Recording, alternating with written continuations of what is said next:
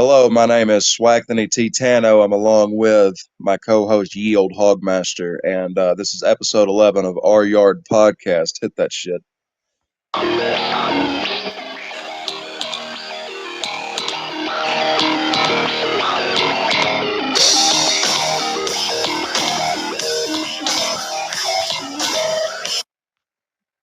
everybody. Hell yeah, brother. We're gonna go ahead and start this one off with the August 16th episode of SmackDown. The show starts off. Tiffy is out in the ring with just the most gaudy pink shit you've ever seen, just everywhere, here, there, and everywhere. It looks like a horse girl's birthday. And Pretty Deadly's out there, and then you realize that, oh wait, this is a celebration for Nia Jax, because here she comes down looking like the fucking prom queen, and she doesn't look too happy about the situation, but she gets out there and says, "This isn't really my scene. You're so good to me, Tiffy, but this isn't really my style. I'm more about destruction, kind of like what I did to Bailey at SummerSlam, and this, that, and the other." And then she started saying, I'm the queen of SmackDown. I'm the queen of women's wrestling right now. So everybody needs to bow down to me. Pretty Deadly behind her immediately bows down to her. And then she notices Tiffy hasn't bowed down, and she says, "And who would not be the most perfect person to start with, but you?" And Tiffy's like, "Oh, you want me to bow down to you?" And she's like, "Yeah, I want you to bow down to me right now." And Nia's getting a little aggravated about it, and Tiffy, not one to bow down, she pretty much gaslights Nia, being like, "Oh, you know what? You are so right. How about we have Pretty Deadly play a musical number for you, and right after that, we'll all bow down for you." And Nia's like, "Okay, whatever." And then she turns around and fucking Pretty Deadly, God damn it, Yes, with boy. Yes Boy, and we're talking about just goddamn, they're so funny. Like, I've been like, the more I watch them, the more I like them. But like, solidified, they're one of my top three favorite tag teams in the business right now. After the little musical number they put on for Nia yesterday, it's like, and every time you're in the ring, you're great, and we all love when you annihilate. It's just, and then it had me giggling the whole time. But here comes Mi Shin, just in case you forgot about her, starts beating the shit out of everybody, especially Pretty Deadly. But Nia gets leathered a couple times. Tiffy takes it a couple times. Pretty Deadly gets the worst of it. But yeah, Mishin and Nia Jax. That would be kind of an underwhelming first defense for Nia. But with that being taken into consideration, Mishin is still phenomenal. She's a great worker. So, I mean, that would be a pretty solid first title defense, in my opinion. You got anything else you wanted to add to that?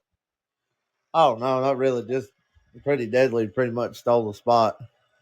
Yeah, they definitely did. They need to get a tag title on them at some point. I don't even care if it's like a goofy end to a match. I don't care. They need the belts. ASAP.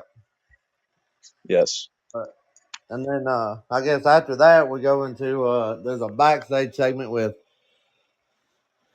Naomi, Jay Cargill, and Bianca Belair, and they're all dressed up, emo looking, and just you know hyping each other up and about about their match or about Naomi's match coming up, and about their going on about the three yeah the three women tag team match next week against Alba Fire, Isla Dawn, which are the tag team champs at this moment, and then Blair Davenport is with them. And then Carmelo Hayes walks up and he's like, "Hey, y'all coming to the after party?" And they're like, "What after party?" He's like, after I beat Andrade. And Jade's like, "Oh." She's like, "Well, last I checked, he's up 2-0, so not much to be partying about, you little dick fuck." And he's like, "Oh." He's right. You still watched my match though. I remember him Yeah. saying that. And then Fucking simp. and then it goes into match of the night. Andrade versus Carmelo Hayes. My God, these two dudes have chemistry. Like they've carried SmackDown the last month. Like even through that Mm-hmm. whole like pretty much since Money in the Bank, like they've been feuding and fighting, like having great matches all over the place. I mean, it's dude, they're phenomenal in ring chemistry. I love watching them. Like it's entertaining, and like Trevor said earlier, like me and him were on the phone watching it last night, and he's like, "Wouldn't it be something if like eventually all this hate turns into them being a tag team? Because imagine them utilizing their strengths with each other and winning tag team gold, which is not a bad idea. It would like the storyline would have to play out for them to be together, but Yeah, I'm you not know, saying don't throw them together just for the fun of it. I mean, you gotta. This is gonna be a very. This gonna be like the better part of a year before I oh think they're on terms enough to be like a like a stable tag team. yeah. But these two dudes are they they are SmackDown right now, and it's not close. Yes. Andrade, I've been very open to my feet. Like I love Andrade. Like I've been a huge fan, even when his first run with WWE and he was the U.S. champion a few times. Like I just love Andrade, and like now he's getting over again this run, and like he's just getting pops and pops. The only thing, like I think the one thing about Andrade that's because obviously when he gets in the ring, like on his way down the ring, he's getting reactions, and then when he gets in the ring, it's just like that's when the big pops start having like waves coming in. And I think the thing, Mhm. it's his intro, it's his entrance theme. Like the intro of it's just you're like, what the fuck is this noise? And then you're like, oh shit. And then you see him coming out, and you're like, oh, it's Andrade. Hell yeah, brother. Let's turn it up a little bit. Like you gotta like he needs a better entrance theme, like something to pop, like what like to hit you and be like, oh shit, it's Andrade. Which that's kind of in that kind of ties with the Def Rebel bullshit and their shitty theme song. So there's Yeah. that. So, but maybe one they can figure it out because that dude deserves to be pushed to the fucking moon. Like Andrade's good. Like he could even be a world champion. And like Oh, easy. I'm not He's gonna be a saying that. multi-time world champ before it's over. Yeah, like I'm not saying that out of my bias because I am a huge fan, but like he's just got it. Like he is that dude. He can do it. I mean, I'd love to see Mm. it happen, but we'll just have to, you know, it just have to play out like that. But yeah, match of the night, like, and then Carmelo got the win. Or like during the match, Andrade hit a nice Spanish fly, which always gets, that's always gets the crowd going. And then Carmelo Hayes, he ended up getting the win, which he needed, and the storylines just because Carmelo screwed Andrade out of the number one contender match for the United States Championship against LA Knight next week. So that kind of played in together, and then they had another match, and then Carmelo wins, which is like I said, it builds the storyline good. So I'm excited to see where that goes. Oh And yeah. but outside of that, the next thing was Bloodline went backstage, and it showed Solo. He's like, if Roman wants to follow, like he's gonna, if he gets it, then we'll have to. He's like, you'll have to acknowledge him, Tama, and then I'll have to acknowledge him, and blah blah, so on and so. That's pretty much it. Like, just worried about it. Yeah. Just handed him the olive follow, and he put it in his hands, which comes into play in another segment a little on down the road. But yeah, Yeah. You would not believe the forearm strength of Solo Sokoa as he holds this Ulafala for an undisclosed amount of time. But yeah, so pretty much starts off Tama handing him the Ulafala, and then right after that, we get a little bit more of a sneak peek into what this Giovanni Vinci gimmick is going to be like, and he looks like he's definitely Pitbull. yeah, he's definitely fucking Mr. Worldwide. Fucking got that vibe to him, but he's got this like weird, like well traveled playboy kind of vibe going into this next gimmick. So Kind of hard to say if that's going to be a face gimmick or a heel gimmick. My vote is probably he's going to stay a heel, but I feel like he will turn face eventually. I don't know when, but no, he says he's going to be coming, so definitely keep your eyes peeled for that. There was no disclosed date as to when he's going to pop up, but I imagine it's either going to be the SmackDown right before Bash at Berlin or the SmackDown directly after. So expect to see him within a month in the ring. Right after that, we had Naomi versus Blair Davenport. And whereas Andrade versus Carmelo Hayes was match of the night by a mile, Naomi and Blair Davenport was probably the weakest match of the night. And it's no disrespect to either one of them, but there was not that much psychology in the match to really have me that fully invested into it. Naomi's a phenomenal worker. She's one of my favorites to watch on SmackDown. Blair Davenport, she can hold her own, but I need to see more before I'm fully invested into her as a character. But anyway, they have a really good back and forth, and Blair winds up coming out on top thanks to I don't even know what her finisher move is called yet, but it's kind of like grab the arms of somebody and just kick them straight to the ground. It's pretty brutal, but she went over clean, and I'm sure some people are probably going to be upset, like, oh no, they're burying Naomi. It's like, no, it's called putting talent over. That don't make you a jobber, and I wish people understood that. But anyway, I would say, I give it a thumbs up. I mean, it wasn't a bad match. It was just really not that exciting of one.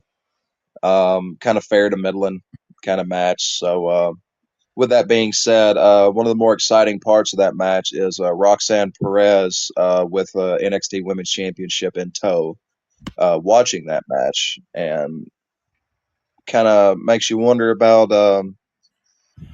little foreshadowing as to what may be happening with it. I don't know if Blair's going to go after Roxanne or if Naomi is. I mean, Perez is a heel, so I'm sure she was probably there trying to give Naomi shit more than she was trying to give Blair anything. But yeah, it was an all right match. I mean, really, there was nothing special about it, in my opinion. You got anything else you want to add to that Oh, before we not move really. on? Because really, there were I had to cook yesterday, and that was one of the matches I missed. I was like, oh man, I might have missed something important. Newsflash, I didn't. But so yeah, right after that, we got a little thing popped up on the screen. It said Kevin Owens and Grayson Waller was going to have a match, and that led to them being in the back. Yep. A-Town. And yeah, A Town Down Under's just sitting back there, talking shit. As my dad, my dad saw the TV. He's like, "Who are those two dudes?" He's like, "That's Honky and Honkier," referring to Grayson Waller as Honky and Austin Theory as Honkier. So there's that. That's Brett's input. He's not Uh, wrong. so yeah, they were just sitting back there talking and going back and forth, and it was all like, Kevin Owens, like, he's like, "Why does Grayson Waller's like, oh, why does Kevin Owens get a title shot? Blah blah blah. He's a loser. All that." Well, Kevin Owens comes out and he's like, "What the fuck?" He's like, "Yeah, I'm a loser." He's like, "Hell, I think I've even lost to you in the last year." He's like, "But guess what?" He's like, "Stuff just happened. Like it's here." He's like, "I'm gonna do it. Whatever."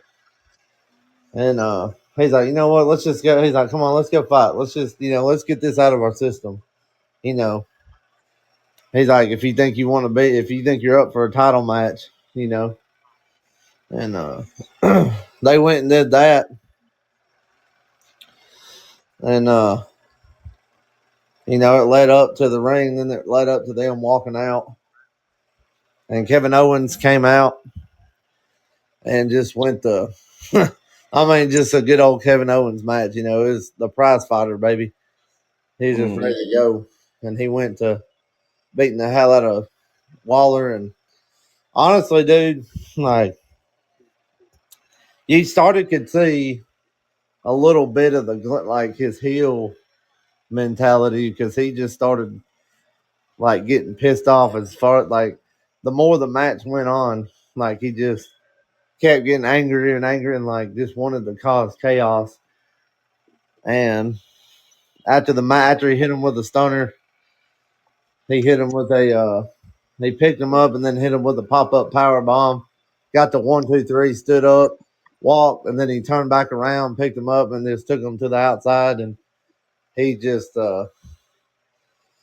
went to straight ass whooping on Grayson Waller, and Austin Theory got in the way and he got some licks. And yeah, Kevin Owens just went full blown until they grabbed some. Then they got an upper hand, grabbed the chairs, and went to the ring. And then Cody ran out, and then him and Cody had a moment. They went and Cody went to pick up the title, and Kevin Owens picked it up and looked at him, and then he's like, "Nah, I'm not gonna do it." And then he just gave it to him, and then he walked out. But I think Kevin Owens doing that, like, just going to play more of a storyline next week in it, and I think Kevin Owens, I think he is going to end up turning heel by the if it's not before the match, it's going to be during that match and after. Mm-hmm. Especially if he like goes in there, I'm sure everybody's like he's probably going to lose, which would be his 10th straight title shot, losing it, like, 10th straight title match, and loses the match. So like he would, I think it's going to get to him if he ends up if he's not already turned heel, he'll turn heel after the match and go in on them. So there's that, and yeah, that's just excited. Like, kind of curious on how KO and Cody are going to be built up the next 2 weeks, but I guess we'll see. They better do something exciting next week with them, like get a to keep the story going. And then after that, Legado del Fantasma walked out. Or not walk. My bad. Legado del Fantasma had a backstage vignette where they were sitting there eating dinner, drinking wine. And he's like, crowd's going mild to like, this fucking sucks. And he's just sitting there like, oh yeah, we're gonna bring prestige back to the U.S. title, blah, all that bullshit. And he's like, with everybody saying S Co Bar C. And God damn. everybody's like, that sucks. And he's like, shut up, Trump. And then, yeah, that's pretty much as far as that went. And then LA Knight comes out and cuts a promo, and it's LA Knight cut with the microphone in his hand. It's going to be, he's the best. He's the best in the business right now, and it's not close as far as mic work. And he just came out there and cooked him and told him, pretty much told him he's going to meet him next week. And, I'm a fighting champion. And you get here next week, is I'm going to stomp your keister into the ground. He's like, you don't have to think twice about it,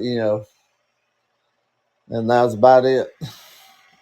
That's right. That's like, which, of course, we know LA Knight's going to win he's going to win next week on SmackDown. Of course, LA Knight, like, it would be strange if he, like, whenever he drops that title, be on a SmackDown. I think it'll be on a pay-per-view.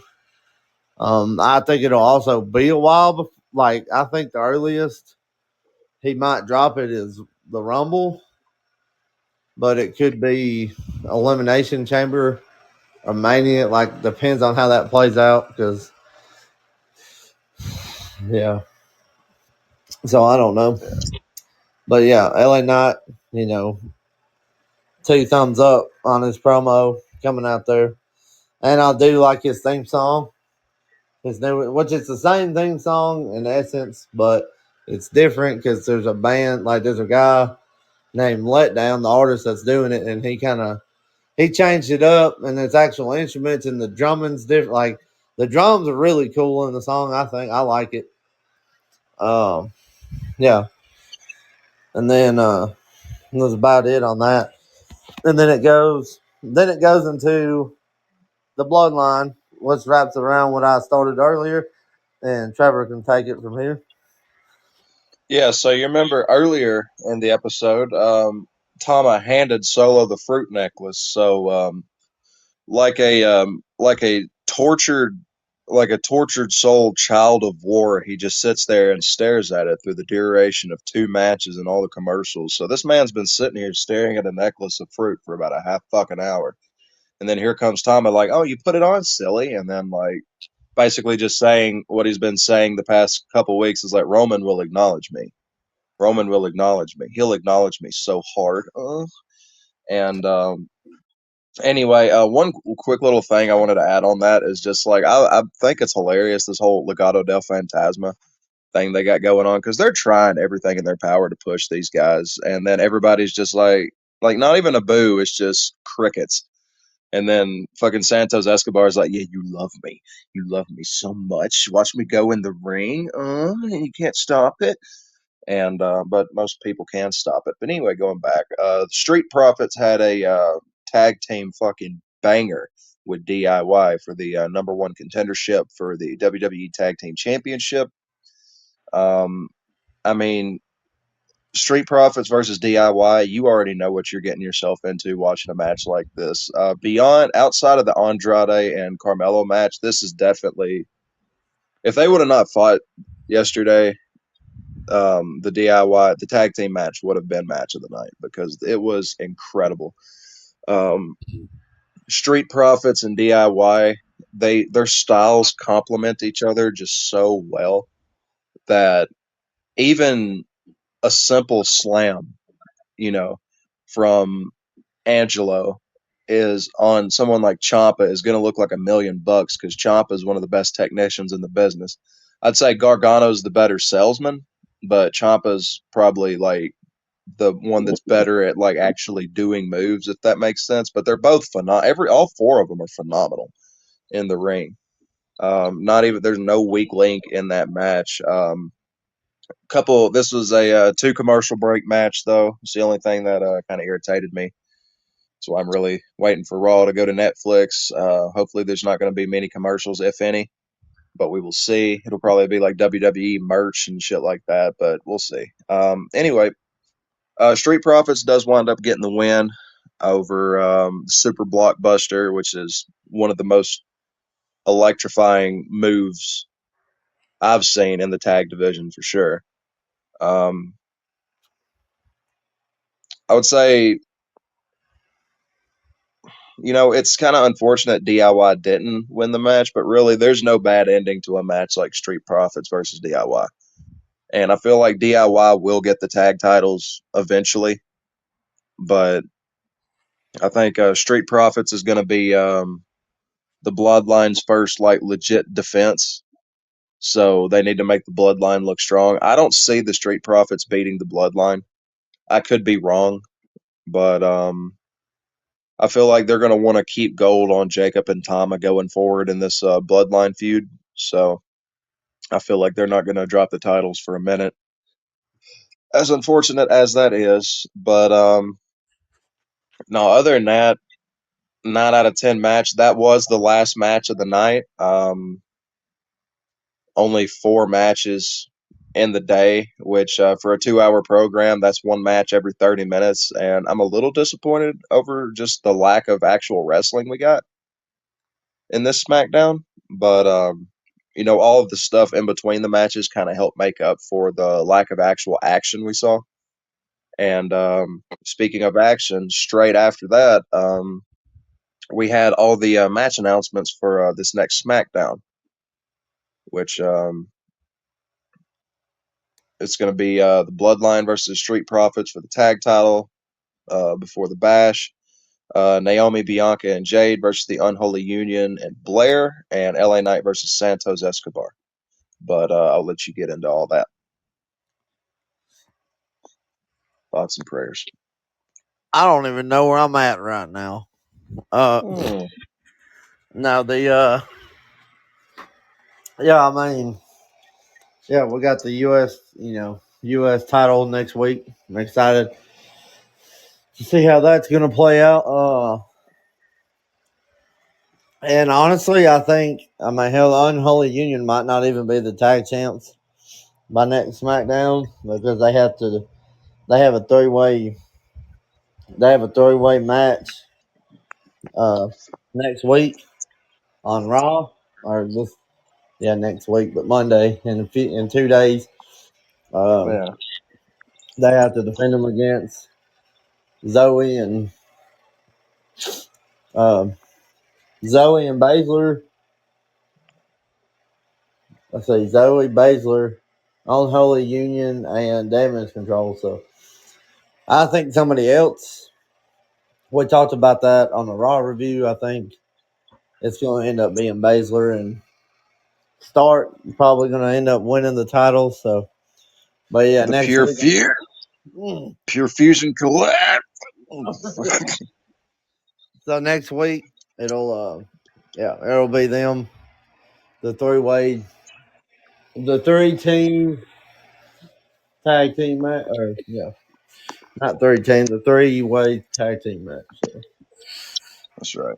And then, of course, we'll see more Bloodline shit next week, I'm sure. And then, but the thing to close out the show was Roman versus Solo.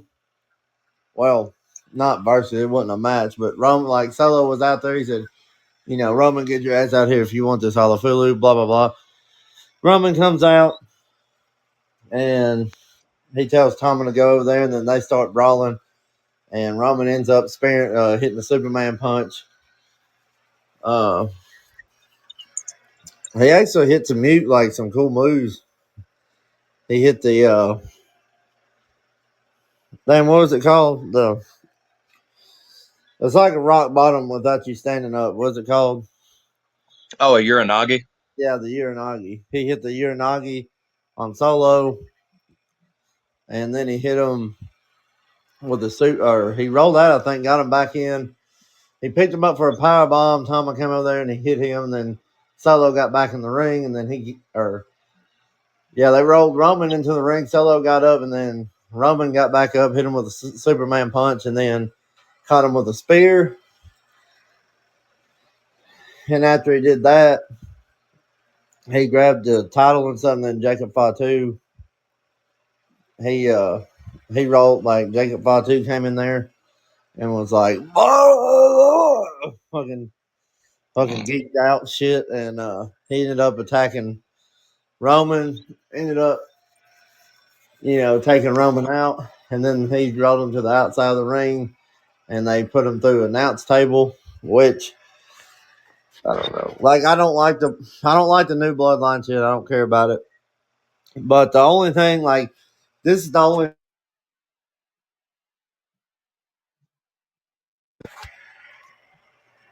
it's the only time it's had some legs because now uh Roman Roman's like he's looking weak. And it's like, oh, what's he gonna do now? Like because he don't have anybody. He's like, damn, I gotta get some help to take off the bloodline. Which obviously, like the obvious answer is people are like, oh, he's just gonna go to Jay and Sammy or Jay. So I mean, Jimmy. Either go like Jay, Sammy, Jimmy, stuff like that. But there could be some other options he could explore. And like this is his face turn, so it's like now he's gonna have to go back and bite the bullet.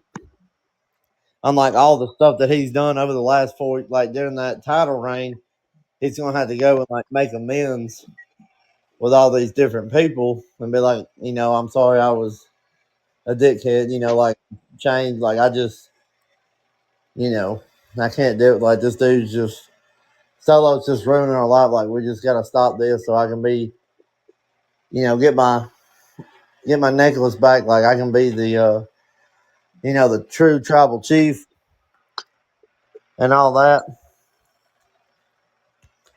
So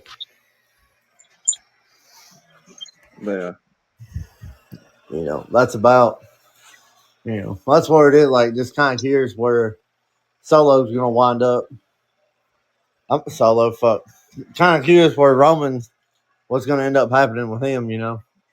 like he would Hmm. get in to help them and all that good stuff.